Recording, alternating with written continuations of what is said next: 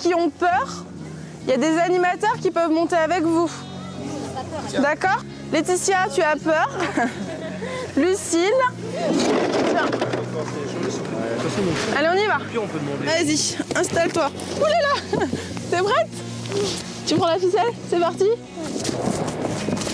C'est parti! Ah, les colonies de vacances, des grands moments de liberté pour les enfants, mais aussi pas mal de stress pour les parents. Et vous, vos petits en colo, ça vous inquiète? C'est la première fois que j'envoie ma fille. Elle est partie hier à Morzine. Et puis j'ai pas dormi hier soir. Une maman, il s'inquiète toujours pour son fils ou pour ses enfants. Mais quand même, il faut qu'il fasse l'expérience. Je suis une maman poule mais pas inquiète, c'est-à-dire que je sais libérer mes enfants et me libérer moi, surtout quand ils sont pris en charge comme ça. Ça les apprend à vivre avec d'autres enfants de leur âge, sans avoir les parents à côté pour intervenir à chaque instant. En ce moment, avec les vacances de février, ils sont nombreux à profiter de la neige sans leurs parents. Chaque année, plus de 4 millions d'enfants vont ainsi dans des centres de loisirs ou des colonies. Alors, quand c'est sa première colo, comment ça se passe? Comment se déroulent les vacances de vos enfants quand vous n'êtes pas là? Comment gérer cette séparation? Alors, tu me dictes. Les 7 t-shirts. Il faut 7 t-shirts. Lucille, 8 ans, s'apprête à partir pour la première fois en colonie de vacances. Toute une aventure. Alors déjà, il faut vérifier qu'elle ait bien tout dans sa valise. Le bonnet? Oui, un. Et puis l'autre paire de gants. Tu les prends sur toi ce soir ou enfin, avec ton manteau? Tu les mettras dans ton manteau? Comme ça, tu les auras si demain matin il fait froid. Quand tu vas arriver, il fera froid. Des parents un peu angoissés à l'idée d'envoyer leur fille toute seule à la neige. Quand elle est partie 4 jours ou 5 jours, c'était pas très loin, c'était chez les grands-parents. Donc c'est clair que là, ça va être long. Et on pourra pas aller la voir si ça va pas. Quand son enfant part en colonie de vacances, il faut aussi se préparer soi parce que la séparation est aussi douloureuse pour les parents. Si c'est difficile pour eux, ça risque de l'être pour leur enfant. Et c'est vrai que souvent les enfants qui pleurent au moment des séparations, c'est aussi parce qu'ils sentent l'inquiétude et le chagrin chez les parents.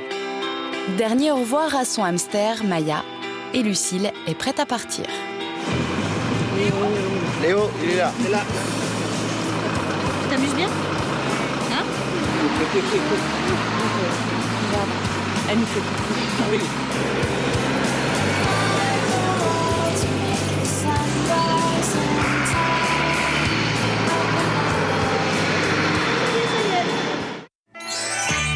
Après 17 heures de car, Lucille découvre enfin les montagnes enneigées.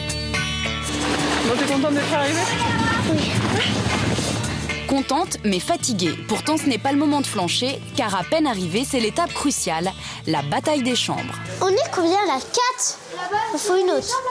Alors les filles, ce sera des chambres de 4 ou de 5.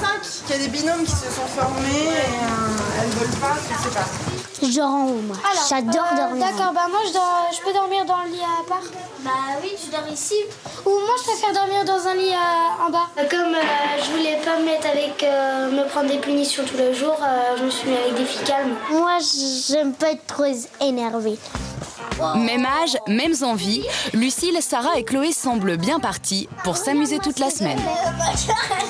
Quand j'étais à la maison avant de partir, je pensais que j'allais me faire beaucoup de copines et qu'on prendrait des photos. Dans les colonies, on voit surtout des enfants d'horizons différents qui ne sont pas forcément de notre milieu, du milieu de l'école. Et donc ça permet de créer des nouveaux liens, de rencontrer des nouveaux types de personnes et à nouveau aussi de s'enrichir socialement. La colo, c'est apprendre à se débrouiller sans ses parents. Alors le premier soir, c'est un petit peu difficile pour certains. Mais une fois les larmes séchées, la vie de la colo se met en place avec ses règles. Là, j'ai entendu des choses, j'ai mangé, moi je veux aller faire un baby-foot. Ben non, on va pas fonctionner comme ça, on est en collectivité. Si chacun veut fonctionner comme ça, c'est plus un séjour, c'est de l'individuel. Pour l'enfant, ça lui apprend beaucoup plus d'autonomie. Il réalise qu'il peut faire des choses sans papa et sans maman. Donc en général, l'enfant, ça le fait un peu grandir. Ça lui fait prendre conscience qu'on peut être séparé quelque temps et se retrouver. C'est l'heure de se réveiller. Troisième jour de la colonie, Lucille s'est bien habituée au rythme. Petit déjeuner comme une grande et tenue complète pour l'activité du jour, la luge. Aux abords de la piste, Lucille a un peu peur. Alors c'est Marie, sa mono préférée, qui s'occupe d'elle. Attention.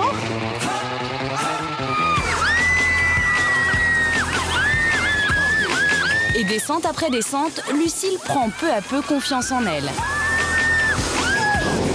Jusqu'à prendre les commandes. Vas-y, ne freine pas autant. Freine pas autant. Certes, à son rythme. Super, ok, génial. Les colonies, une bonne façon d'apprendre à grandir tout en s'amusant. Et Lucille ne pense déjà plus beaucoup à ses parents. Je regrette, je suis contente d'être sans eux. T'as raison, hein. T'as le droit. Lucille, une grande timide, et grâce à cette colonie, peu à peu, elle réussit à se dépasser chaque jour. Alors, si l'expérience vous tente pour vos enfants, voici quelques conseils. Premier conseil, bien se renseigner sur la colo pour s'assurer que toutes les conditions de sécurité sont remplies et bien la préparer. Deuxième conseil, écrire des lettres à son enfant. On n'écrit plus de lettres et ça fera plaisir à l'enfant qui du coup aura peut-être aussi lui davantage de plaisir à lire et à écrire plus tard. Troisième conseil, pour les parents, profitez-en pour vous occuper de vous et de vous occuper de votre couple.